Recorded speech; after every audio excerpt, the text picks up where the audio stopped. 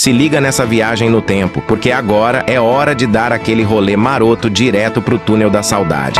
Marshall, Will and Holly on the routine expedition. O Elo Perdido.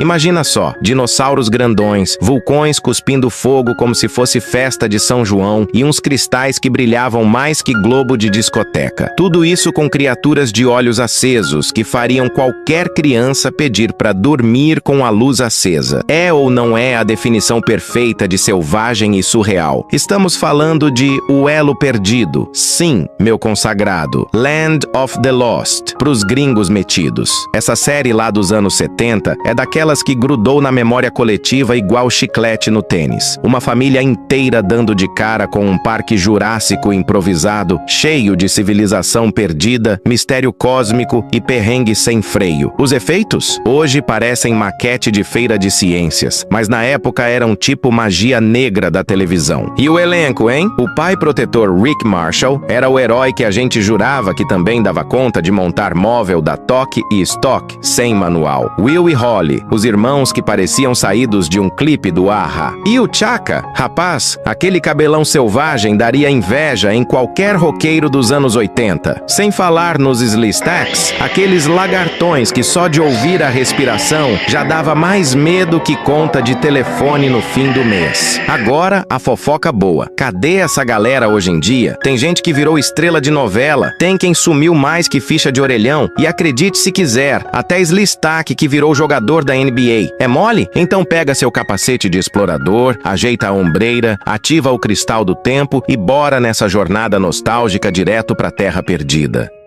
Spencer Milligan, o pai que encarava dinossauro e burocracia.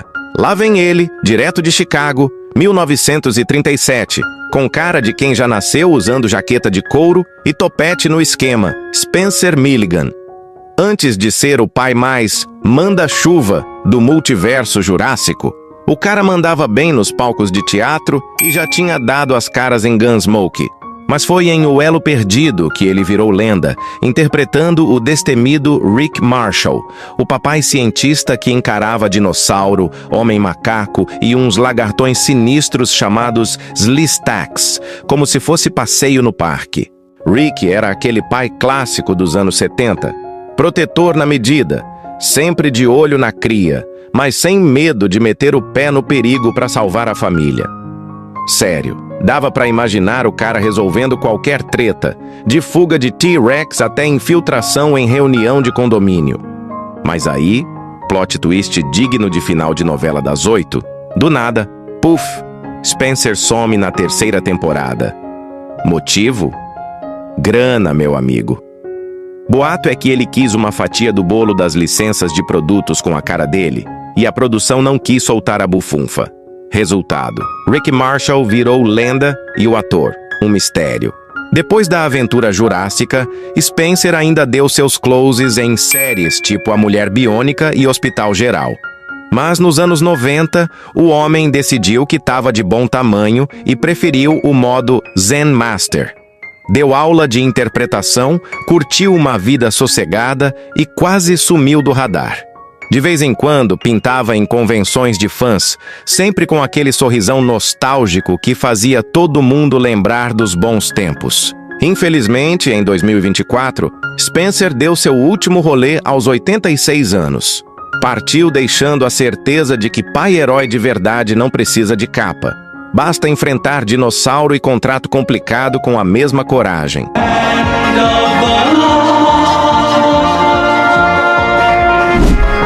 Kathy Coleman, a garota que encarava T-Rex como quem pega ônibus. Direto da ensolarada Califórnia de 1962, nasceu Kathy Coleman, que antes de dar de cara com dinossauros e cristais brilhando mais que pista de dança de discoteca, já estava acostumada a mandar ver na frente das câmeras como modelo infantil. A menina fazia comercial como quem troca de figurinha na hora do recreio. Mas foi aos 12 anos que veio o plot twist, digno de sessão da tarde, a chance da vida. Em O Elo Perdido, Kathy vestiu a pele da corajosa Holly Marshall, a caçula da turma que encarava cada aventura jurássica como se fosse um rolê no parque.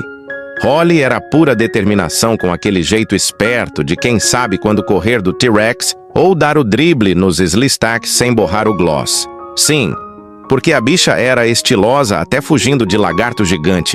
Era ela quem segurava a vibe emocional do programa, conquistando de vez o coração da molecada que sonhava em achar um cristal brilhante no quintal.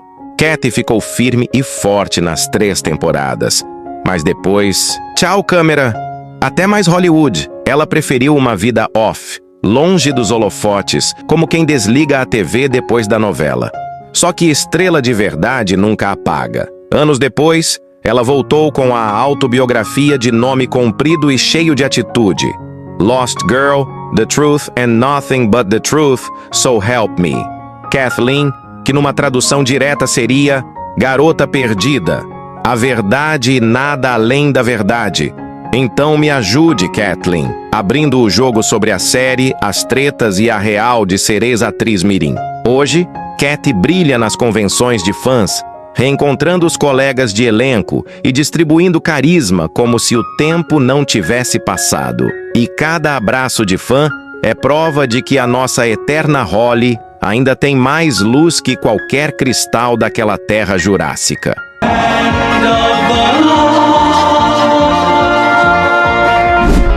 Wesley Eure, o galã que fugiu de dinossauro com estilo de disco music.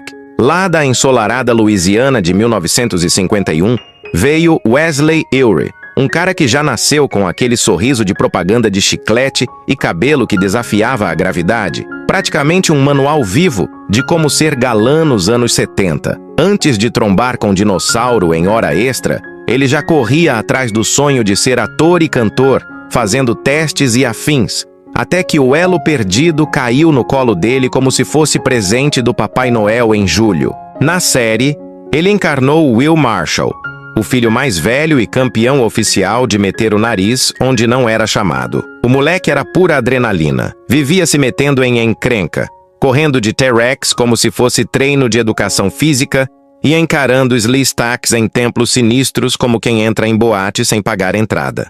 Mas, justiça seja feita, Will também era corajoso, fazia a linha irmão protetor e sempre topava qualquer missão para tentar levar a família de volta para casa, ou pelo menos até a próxima emboscada jurássica. Wesley segurou o rojão nas 3 temporadas e depois foi brilhar em outras paradas.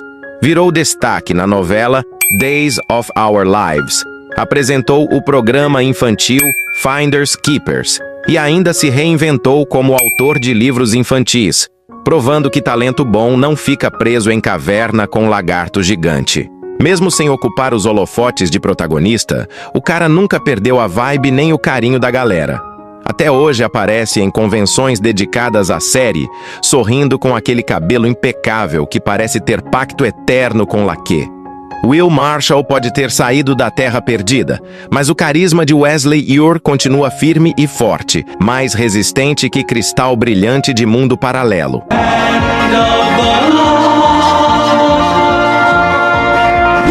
Ron Harper, o tio aventureiro que chegou chegando na Terra Perdida. Direto da Pensilvânia de 1936, Ron Harper já tinha currículo mais recheado que caderno de figurinhas dos anos 80, antes de encarar Dinossauro e Portal Dimensional. O cara começou nos anos 60 com papéis em séries como 87th Precinct e ganhou moral estrelando a versão de TV de Planeta dos Macacos. Sim, ele já tinha experiência com criaturas peludas antes de cruzar com os Slistax. Em O Elo Perdido, Ron desembarcou na 3ª temporada como o carismático tio Jack Marshall, aquele parente que aparece de surpresa no churrasco e, de repente, toma conta da churrasqueira. Jack chega procurando o irmão desaparecido, Rick, e acaba ficando preso no mesmo mundão jurássico. Naturalmente, assume o posto de protetor oficial, guiando Will, Holly e até o peludão do Chaka pelas aventuras mais malucas e perigosas, tipo um escoteiro versão hardcore,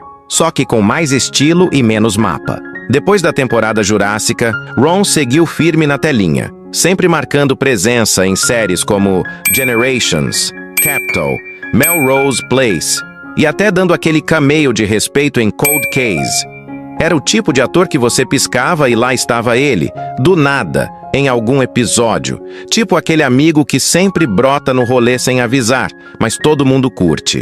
Em 2024, aos 88 anos, Ron se despediu desta dimensão por causas naturais, deixando pra gente a imagem eterna do tio aventureiro que encarava dinossauro como quem pega ônibus lotado. Um verdadeiro clássico que provou que família unida enfrenta até T-Rex de igual para igual.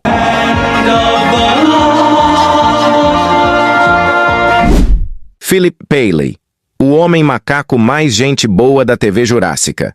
Direto da Califórnia de 1963, Philip Paley já dava voadora no ar antes mesmo de saber a tabuada. O garoto era um verdadeiro prodígio do karatê, faixa preta aos 9 anos, com direito à demonstração no The Tonight Show, enquanto a maioria de nós mal conseguia fazer cambalhota sem cair de cara no chão. Mas foi em O Elo Perdido que o moleque ganhou status de lenda, vestindo a pele, literalmente, do inesquecível Chaka. O homem macaco de coração gigante e cabelo digno de comercial de shampoo selvagem. No começo, Chaka parecia desconfiado da família Marshall, mas rapidinho virou parceiro fiel, quase um primo distante que chega de fininho e nunca mais vai embora. Sua língua pacune era mais enrolada que novela mexicana, mas bastava uma careta engraçada e pronto. Conquistava geral, principalmente a criançada que imitava cada agababa, como se fosse hit do verão. E não era mole não. Philip encarava horas de maquiagem e aquele figurino peludão que devia esquentar mais que festa em sauna, tudo para dar vida ao personagem que virou símbolo da série. Um verdadeiro herói do suor e da paciência. Depois que a Terra Perdida fechou o portal, Philip deu um rolê discreto pelo cinema com a comédia Jogos de Praia, em 1988, mas preferiu a vida off, focando nos estudos e curtindo a tranquilidade longe das câmeras. Mesmo assim, de vez em quando, aparece em convenções e entrevistas, distribuindo sorrisos e nostalgia como se nunca tivesse deixado o traje de Chaka no armário. Porque, convenhamos, uma vez homem macaco lendário, sempre homem macaco lendário, com ou sem banana na mão.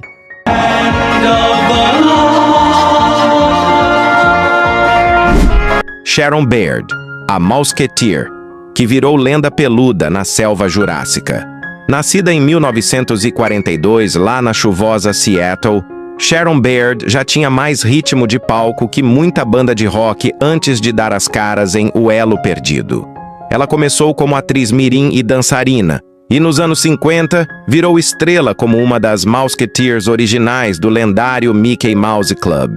Sim, minha gente, ela já brilhava com a orelhinha do Mickey, enquanto a maioria de nós nem sonhava em ter um toca-fitas. Em O Elo Perdido, Sharon mergulhou de cabeça no personagem Sa, integrante da tribo Pacuni, aquele clã de humanoides peludos que falava uma língua tão maluca que parecia invenção de criança com febre. Mesmo coberta por maquiagem pesada e usando um traje que devia esquentar mais que pista de dança em boate lotada, Sharon conseguiu dar vida e carisma à personagem só com gestos, olhar e presença física. Era praticamente uma aula de pantomima no meio de um festival de T-Rex e cristais brilhantes. Depois da série, ela continuou firme no universo do entretenimento infantil, principalmente nos bastidores e em produções de Sid e Marty Krofft, aparecendo em programas como Sigmund and the Sea Monsters e outros em que atuar dentro de um traje completo exigia talento de contorcionista. E ela dominava isso como ninguém. Hoje, com 83 anos, Sharon segue sendo queridíssima nas convenções de fãs, recebendo abraços e aplausos de uma galera que nunca esqueceu a Mouseketeer, que trocou as orelhas do Mickey por pelos de Pacuni. Um verdadeiro ícone que prova que carisma atravessa qualquer era e qualquer quantidade de maquiagem.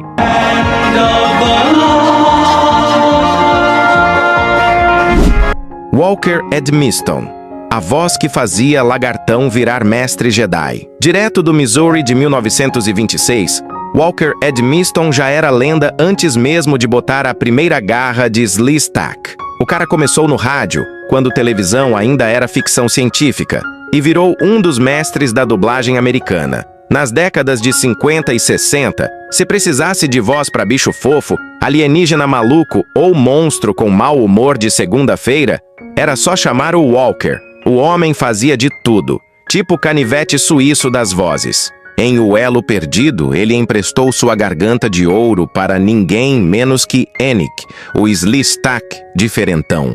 Enquanto os outros lagartões eram puro susto e respiração esquisita, Enoch era praticamente um sábio interdimensional, inteligente, articulado e cheio de dilemas filosóficos e tecnológicos. Graças à voz grave e poderosa de Walker, o personagem ganhou um ar de cientista místico, meio professor Pardal, meio mestre Jedi com escamas. Depois da aventura jurássica, Walker continuou dominando o mundo da dublagem como um verdadeiro ninja sonoro. Deu vida a personagens em Os Smurfs, Homem-Aranha e mais uma penca de produções que marcaram a infância de quem cresceu grudado na TV. Infelizmente, em 2007, aos 81 anos, Walker se despediu da galera após uma batalha contra o câncer. Mas a voz dele, aquela que fazia um lagartão verde parecer filósofo de primeira, continua ecoando na memória de todo fã que tremeu e aprendeu com Enoch.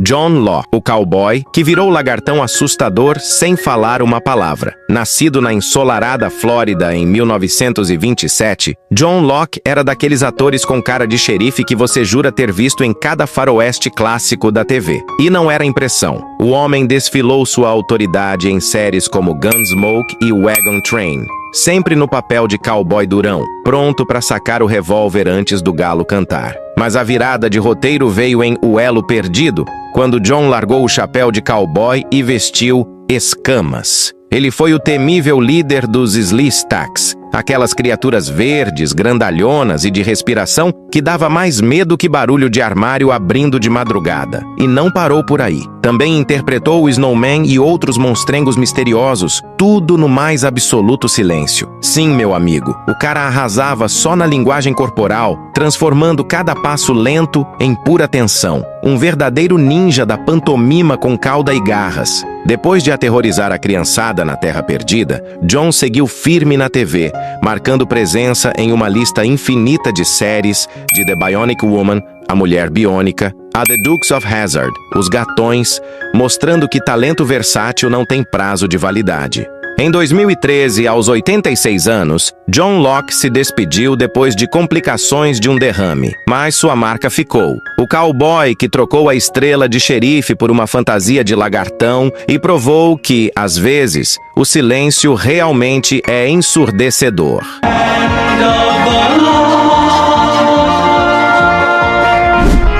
Quem eram os Sleestaks? Lagartões verdes com respiração de aquário.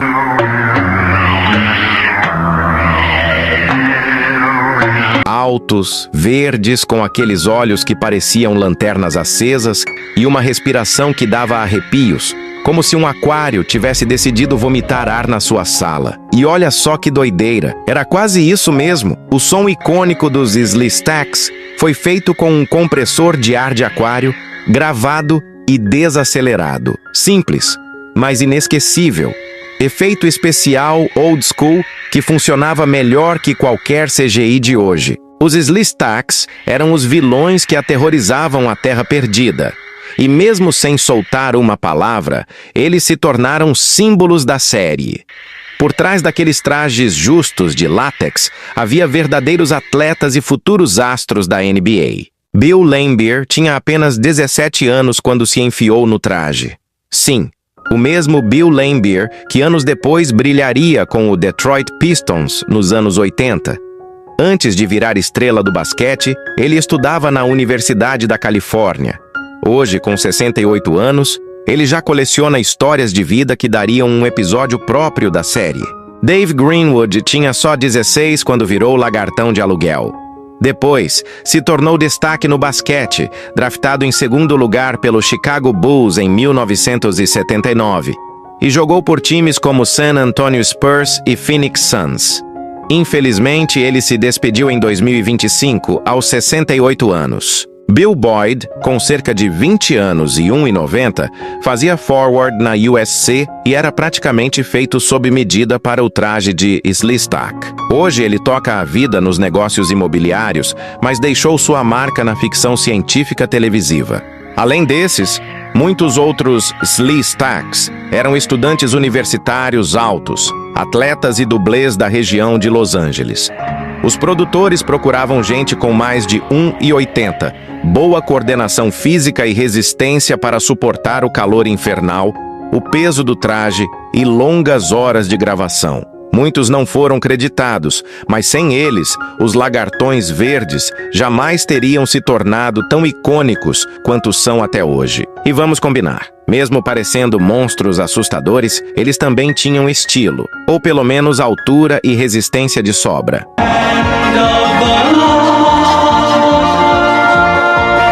A magia que ficou.